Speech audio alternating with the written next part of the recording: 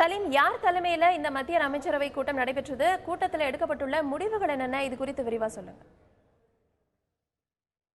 நாடாளுமன்ற விவகாரங்களுக்கான மத்திய அமைச்சரவை கூட்டம் சுமார் அரை மணி நேரம் நாடாளுமன்ற வளாகத்தில் நடைபெற்றது. அதாவது இப்ப நம்ம நாடாளுமன்ற விவகாரங்களுக்கான மத்திய அமைச்சரவை கூட்டம் அப்படின்னு நாம சொல்லும் பொழுது உள்துறை அமைச்சர் ராஜ்நாத் சிங் அவர்களுடைய தலைமையில் தான் இந்த கூட்டம் நடைபெற்றது. அருண்ஜேட்லி, சுஷ்மா ஸ்வராஜ், பிரகாஷ் ஜாவ்டேகர் இவங்கெல்லாம் இதுல உறுப்பினர் என்பது குறிப்பிடத்தக்கது. திரு வெங்கையா நாயுடு உட்பட இந்த கூட்டம் டெல்லியில நிறைவடைந்து விட்டது. இப்ப என்ன தகவல் வெளியாயிருக்கு அப்படின்னா, தகவலை பொறுத்தவரை ஜனவரி 31 பட்ஜெட் கூட்டத்தொடர் ஆரம்பிக்கலாம் அப்படின்னு சொல்றாங்க. பட்ஜெட் தாக்கல் செய்யும் நாள் பிப்ரவரி 1 இருக்கலாம் அப்படின்னு சொல்றாங்க.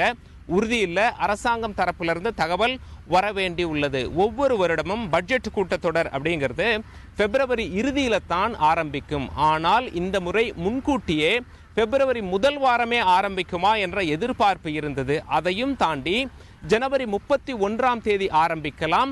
பட்ஜெட் தாக்கல் பிப்ரவரி 1 அன்னைக்கே இருக்கலாம் அப்படிங்கிற மாதிரி தகவல் சொல்றாங்க.